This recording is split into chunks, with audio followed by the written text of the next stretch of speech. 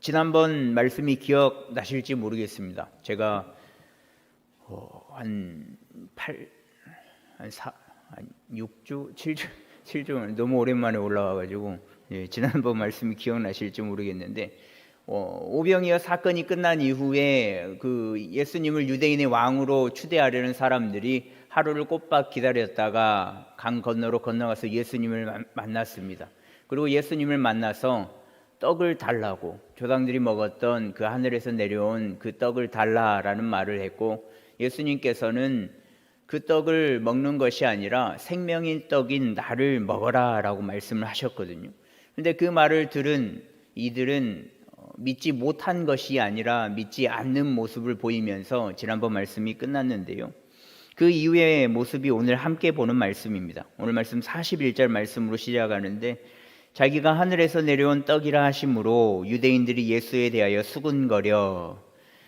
예수님께서 하늘에서 내려온 떡이다 라고 말씀하시는 그 시작을 통하여서 거기에 있던 유대인들은 이제 수군거리기 시작합니다. 이 수군거리다 라는 단어의 사전적인 의미는 남이 알아듣지 못하도록 낮은 목소리로 자꾸 가만 이야기하다 라는 뜻이거든요. 자신의 옆에 있는 사람들이 있음에도 불구하고 속닥속닥이면서 수군거릴 때, 작은 목소리로 이야기를 할 때 수군거리다라는 단어를 사용하는데요, 보통 언제 수군거리는지를 아실 겁니다. 맞는 이야기를 할 때, 모두가 이해하는 이야기를 할 때는 사실 수군거리지 않거든요. 반대로 이해되지 않는 이야기를 할 때, 황당한 이야기를 할 때, 또 어이없는 이야기를 할 때 수군거리는데요, 이들은 예수님의 말을 받아들이기가 어려웠기 때문에 그 예수님의 말을 듣고 수군거리기 시작한 겁니다.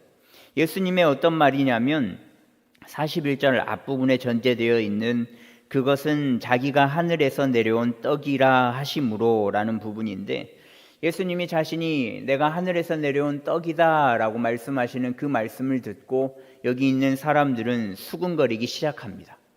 뭐라고? 내가 잘못 들은 거니? 너는 잘 들은 거니? 너는 뭐라고 들었니? 이렇게 하늘에서 내려온 떡이다 라는 말을 듣고 서로가 잘못 들었냐, 내가 맞게 들었냐, 저 사람이 뭐라고 이야기를 하는 거냐 라고 수군거리기 시작한 겁니다. 근데 이들이 수군거릴 수밖에 없는 이유가 있거든요. 수군거리는 자들은 유대인이다 라고 명시를 하고 있는데, 이 유대인들은 나사렛 동네의 사정을 잘 알고 있는 모습으로 보아서 유대 지도자들이 아닌 갈릴리 사람으로 볼 수 있습니다.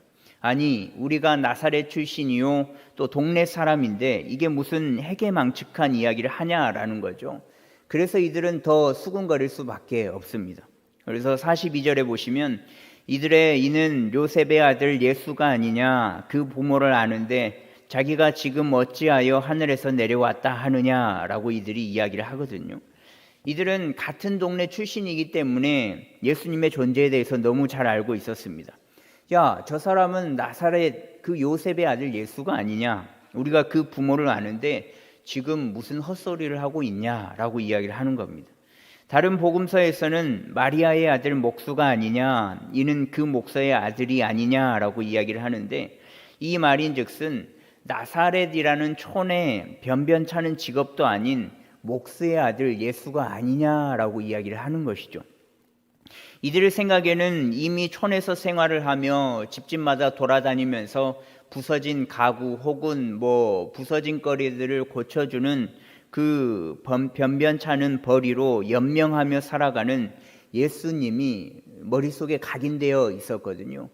그러니까 같은 동네에서 살아가는 이 예수라는 사람이, 변변찮은 직업도 없는 이 사람이 갑자기 자기들에게 이야기하기를 하늘에서 내려온 생명의 떡이다 라고 이야기를 하니까 이들은 어이가 없었던 겁니다.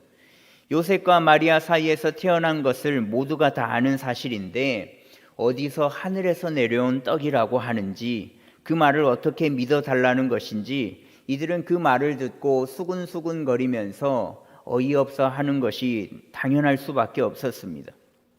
같은 동네에서 살아가는 이들이기 때문에 더 그럴 수밖에 없었고요. 자신의 아버지가 하나님이라고, 자신이 하늘에서 왔다고, 이 두 가지의 이야기의 사실, 아버지는 요셉, 어머니는 마리아, 이 두 사람에게서 태어난 예수, 이 사실로 인해서 이들은 예수님의 발언을 받아들일 수가 없었고 이윽고 수군거릴 수밖에 없었습니다. 하나님의 아들이 인간의 몸을 입고 성육신할 리가 없다라는 생각에 이들은 예수님의 말을 듣고 수군거림으로 믿지 않는 모습을 보입니다. 이런 그들의 모습을 보고 예수님께서는 수군거리지 말아라 라고 말씀하시면서 대답을 하시는데, 눈앞에 보이는 것만을 너희가 아는 사실로만 판단하고 믿으면 안 된다라고 말씀하시거든요. 지금 이 세상의 책임자는 지금 눈앞에서 나를 보고 판단하는 너희가 아니라 나를 보내신 아버지가 책임자다라고 말씀하시면서 눈앞에 보이는 것만 믿지 말아라 라고 말씀을 하십니다. 아버지께서 사람들을 내게로 이끌어 주시고 너희가 내게 올 수 있는 방법은 오직 그 길뿐이다 라고 말씀을 하시거든요. 이어서 구약 성경 말씀을 인용하면서 말씀하시는데요, 45절 말씀을 메시지 성경에는 이렇게 번역하고 있습니다. 그때가 되면 그들 모두가 하나님께 직접 가르침을 받을 것이다 라고 한 것은 이 일을 두고 한 말이다 라고 구약 성경을 인용하면서 이들에게 말을 하는데, 너희들 구약 성경을 믿지 않냐? 구약의 하나님을 믿지 않냐? 구약 성경에 이 말씀이 있는 것을 모르냐? 하나님께 직접 가르침을 받을 것이다 라는 이 구약의 말씀은 지금 이 일을 두고 한 말이다. 즉 생명의 떡으로 하늘의 떡으로 온 나를 받아들이고 나의 말씀을 믿으며 들으면 직접 가르침을 받는 것이다 라고 말씀하는 겁니다. 그러니 나를 믿으라. 내가 곧 그 생명의 떡이니까, 내가 곧 하늘에서 내려온 신령한 떡이니까 나를 믿으라 라고 말씀하고 계시는 거거든요. 이 이야기를 하시면서 조상들의 이야기를 덧붙입니다. 예수님을 직면한 사람들이 계속해서 육신의 그 떡을 요구하지 않았습니까?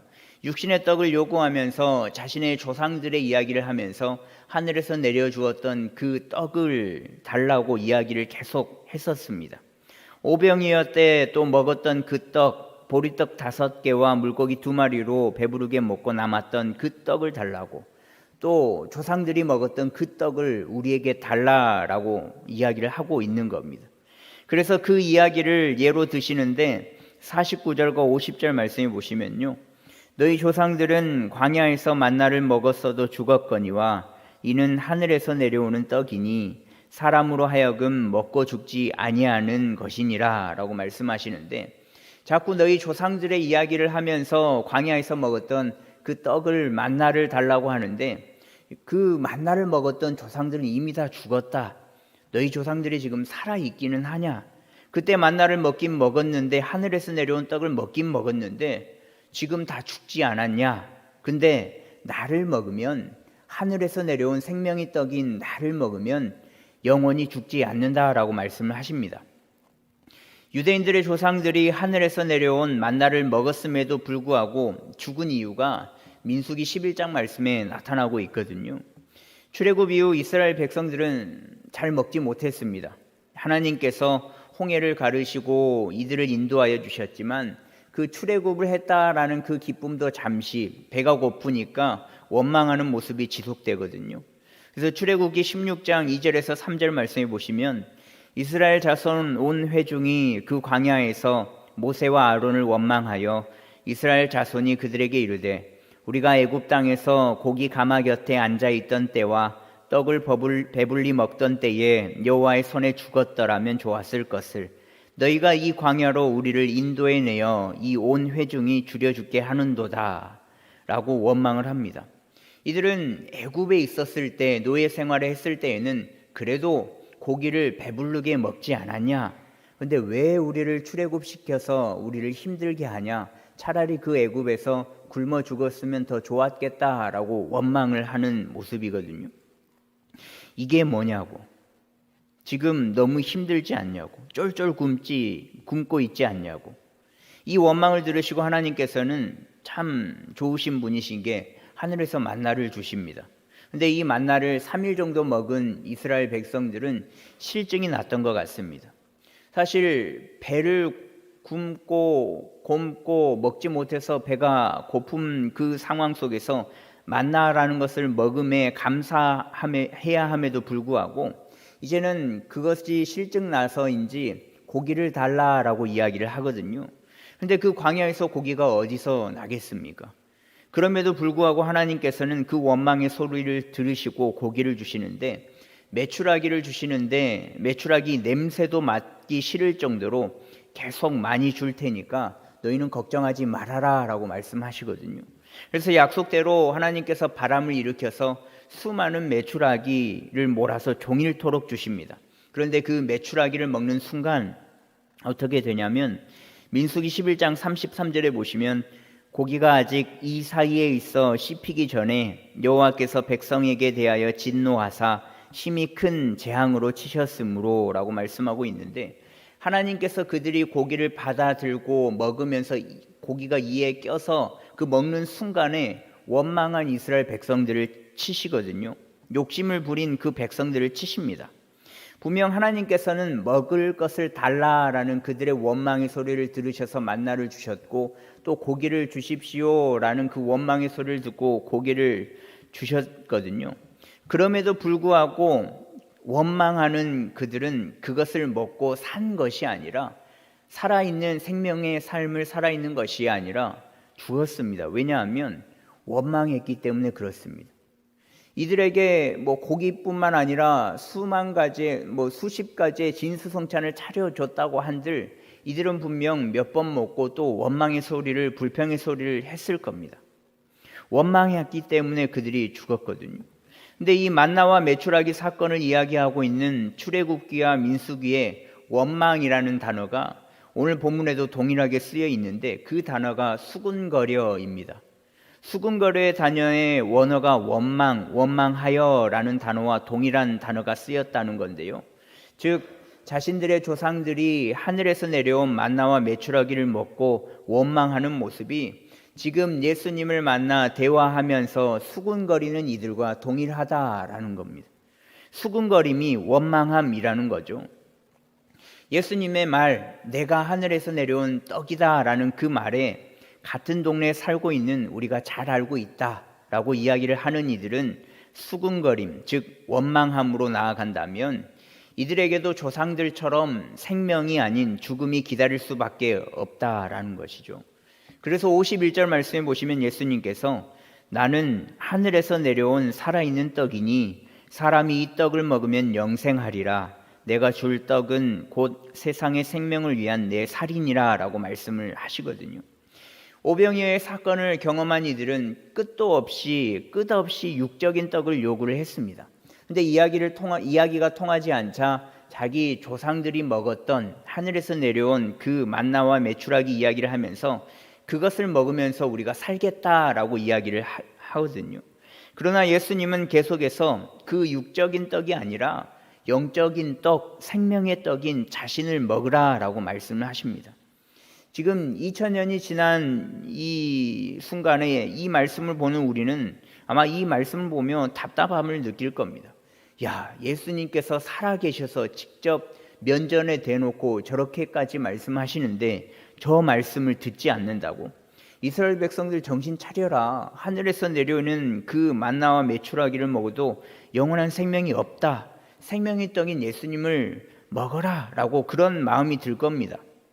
성경을 읽어 결말을 아는 우리는 이렇게 생각할 수밖에 없습니다. 그러나 당시의 유대인들은 이 사실을 받아들이기가 매우 어려웠습니다. 아니요, 불가능했죠. 이미 잘못된 판단이 그들을 지배하고 있었거든요. 이는 요셉의 아들 예수가 아니냐, 그 부모를 우리가 아는데 라고 이야기를 하면서 이 말 속에 이들의 그 생각에는 이미 예수라는 사람은 나사렛촌에서 요셉의 아들, 목수 일을 하는, 변변치 않은 일을 하는 예수라고 기억이 된 상태에 있거든요. 우리가 너무 잘 알고 있거든. 너의 정체를 잘 알고 있거든. 믿을 만한 소리를 해야지 믿는 척이라도 해주지, 속이 뻔히 들여다보이는 거짓말을 하면 우리가 믿겠냐. 그들은 메시아가 육신을 입고 사람들에게 내려온다라는 생각은 하지 못했습니다. 그리고 그 메시아가 앞에서 이야기를 하고 있음에도 불구하고 잘못된 판단으로 인해서 예수님이 그리스도라고 또 하나님의 아들이라고 생각하지 못했습니다. 성육신을 통해 인간의 모습 뒤에는 신성을 가진 하나님이 계심에도 불구하고 이들은 어두울 대로 어두워져서 아둔해져 버렸기 때문에 생명의 떡인 예수님을 보고도 믿지 않는, 수군거리는, 원망하는 모습을 보이고 말았습니다. 그런데 우리도 이와 같은 모습이 있거든요. 이들이 보여준 모습과 동일한 모습으로 날마다 죄를 짓고 살아갑니다. 그것은 육적인 눈으로만 바라보기 때문에 그렇습니다. 우리가 분명 말씀 속에서는 부르짖는 자의 기도를 들으시고 응답해 주신다고, 그 하나님의 능력에 오른 손으로 우리를 구해 주실 것이라고, 영원히 함께 해 주신다고, 주의 이름 외에는 구원 받을 만한 다른 이름이 없다라는 것을 알매도 불구하고 우리는 눈에 보이는 것에만 치중하거든요. 눈앞에 보이는 문제와 눈앞의 고민과 또 눈앞에 떨어질 수밖에 없는 낭떠러지와 눈앞의 큰 벽과 같은 어려움 때문에 그 순간에도 인도하시고 함께 하시는 하나님을 보지 못하면서 살아갑니다. 분명 전지전능하신 하나님을 믿음에도 불구하고, 문제보다 더욱 크신 하나님을 믿고 따라감에도 불구하고 문제가 더욱 크게 보이는 현실에 주저앉고 만다라는 거죠. 그런데 이 모습은 수군거리며 원망하는 지금 이 유대인들과 동일한 모습이거든요. 믿는다라고 믿음을 고백하면서도 보이는 것으로 인해 보지 못하는 모습이 마치 오늘 모습 속, 유대인들의 모습 속에서 나타나고 있는 수군거리는 모습이 우리의 모습과 같다라는 겁니다. 여기서 그친다면 그래도 돌아갈 수도 있겠습니다. 수군거림을, 하나님을 원망함을 알아차리고 하나님 앞으로 돌아갈 수도 있겠습니다. 깨닫는다면요. 그런데 더 멸망으로 치닫는 모습도 있거든요. 이제는 복음을 멸시하도록 부추기는 거짓된 것들을 붙잡기도 합니다. 자신의 기도의 제목과 또 자신의 원하는 바가 반대로 이루어진다면, 야, 하나님의 말씀이 맞지가 않네. 하나님의 말씀은 순 거짓말이었네. 하나님은 계시지 않는 분이시네. 하나님은 나의 기도에 응답하지 않으시는 분이시네. 라고 치부하면서 판단하여서 복음을 미워하는 빌미로 삼는 이들도 있다라는 겁니다. 근데 이 모습은 예수님을 그저 생활에서 나음을 허락해 주시는, 줄인 배를 불리게 하여 주시는, 그저 예수님을 육적인 떡으로만 생각하기 때문에 이런 결과를 낳을 수밖에 없는 거거든요. 예수님을 영적인 생명의 떡이다, 하늘에서 내리는 떡이다 라고 생각을 한다면, 내가 믿는 하나님이 모든 것을 살려내시는 전능하신 하나님이라는 것을 믿는다면 그 순간도 그 하나님을 의지함으로 이겨낼 수 있다라는 겁니다. 넘어진 것 같이 보이나 생명의 떡으로 믿고 의지한다면 넘어졌으나 다시 일어날 수 있고요. 또 포기하고 싶으나 다시금 힘을 낼 수 있고요. 끝까지 이겨낼 수 있다라는 겁니다. 과연 나는, 그리고 우리는 하나님을 배나 불리게 해주시는 하나님으로 알고 믿고 있는지, 아니면 진짜 생명의 떡으로, 하늘에서 내리는 떡으로 알고 믿고 경험하여서 이 땅에서도 영생함을 누리고 저 하나님 나라에서도 영생함을 누릴 것을 기대하고 있는지, 오늘 말씀을 통해서 나 자신을, 그리고 이 금호교회를 돌아보면 좋겠습니다. 우리의 인생의 불평과 원망의 연속이긴 하거든요. 저도 너무 잘 알고 있습니다. 왜냐하면 제가 불평불만의 대명사거든요.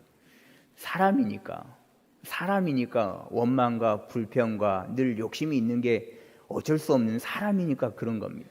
하나를 가지면 2개를 가지고 싶고, 2개를 가지면 20개가 가지고 싶고, 20개를 가지면 2000개가 가지고 싶은 게 사람의 욕심이지 않겠습니까? 그리고 또 나를 한번 알아주면 또 알아주면 좋겠고, 몰라주면 삐지는 것이 사람의 마음이지 않겠습니까? 제가 커피를 굉장히 좋아합니다. 커피를 시작한 게 2011년, 지금의 그 아내가 여자친구일 때 커피를 맛있게 먹으라고 선물해준 드립 세트로 시작해서 지금까지 10년이 지난 지금까지 커피를 굉장히 좋아하고 있는데, 그 세트를 받았을 때 다 가진 것 같았거든요. 핸드밀도, 그라인더도 받았고, 이렇게 내리는 드립 포트도 받고 서버도 받고 기숙사에 친구들을 불러 모아서 커피를 내려 마시면서 그렇게 좋았는데 날이 가면 갈수록 더 좋은 것이 보이고 자동 그라인더가 보이고 반자동 머신이 보이고 템퍼가 보이고 수많은 것들을 사고 팔고를 하다가 끝내 가장 좋은 것으로 정착을 하게 되었는데 이게 하나를 가지면 계속적인 욕심이 나타날 수밖에 없거든요. 한 번 알아주면 계속 알아주면 좋겠다라는 마음이 들 수밖에 없는 겁니다. 불평과 원망도 그렇고요. 사람이기 때문에 그런 겁니다. 그러나 생명의 떡인 예수님을 먹은 우리는 이런 마음이 치고 올 때, 이런 마음이 나를 장악했을 때 인지함으로, 예수님을 인지함으로 돌이킬 수 있어야 하거든요. 설상 내가 그 인지를 하지 못할지라도, 내가 내 스스로 브레이크를 잡지 못할지라도 주위의 조언을 듣고 또 주위의 그 기도의 소리를 듣고 브레이크를 잡을 수 있어야만 합니다. 그래야만 생명의 떡인 예수님을 발견하여서 수군거렸다가도 원망했다가도 불평했다가도 다시금 예수님께로 돌아갈 수 있거든요. 수군거렸다가도 그것이 원망함임을 깨닫고 반드시 예수님께로 다시금 돌아가는 저와 여러분들이 되면 좋겠습니다. 그 다음에 비슷한 상황에는 이제는 수군거림이 아니라 인정함으로 곧장 예수님께로 나아가는 우리의 믿음과 삶이 되었으면 좋겠습니다. 늘 생명의 떡으로 동행하시는 예수님을 경험함으로 이 땅 가운데에서도 하나님 나라를 누리시되 풍성한 은혜를 누리시고 또 저 하나님 나라를 즐거움으로 갈망하는 우리 모든 성도님들의 삶이 되기를 간절히 소망합니다.